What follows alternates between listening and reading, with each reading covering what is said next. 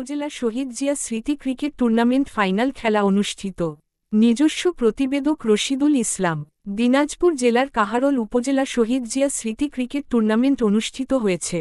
কাহারোল উপজেলা স্বেচ্ছাসেবক দল সদস্য সচিব ও উপজেলা শহীদ জিয়া স্মৃতি ক্রিকেট টুর্নামেন্ট 2025-এর সভাপতি মোহাম্মদ অলিউর রহমানের সভাপতিত্বে উপজেলা মাঠে ফাইনাল খেলা ও পুরস্কার বিতরণী অনুষ্ঠান অনুষ্ঠিত হয়। এ সময় প্রধান অতিথি হিসেবে উপস্থিত থেকে পুরস্কার বিতরণ করেন দিনাজপুর 1 কাহারোল বীরগঞ্জ আসনের বিএনপি মনোনয়ন প্রত্যাশী সাবেক কাহারোল উপজেলা পরিষদের চেয়ারম্যান মোহাম্মদ মামুনুর রশিদ চৌধুরী।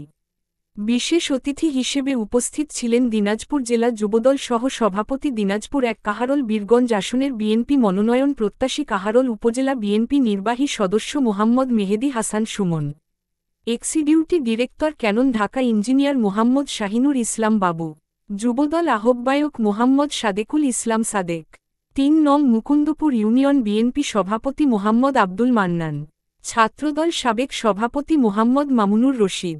সাবেক ছাত্রদল সাধারণ সম্পাদক আবু সাইম জুয়েল। ছাত্রদল আহ্বায়ক মোহাম্মদ ফরহাদ হোসেন। যুবদল সদস্য মোহাম্মদ মিজানুর রহমান। সাবেক ছাত্রনেতা লাবু সরকার। 3 নং মুকুন্দপুর যুবদল সাধারণ সম্পাদক মোহাম্মদ আনোয়ার হোসেন প্রমুখ।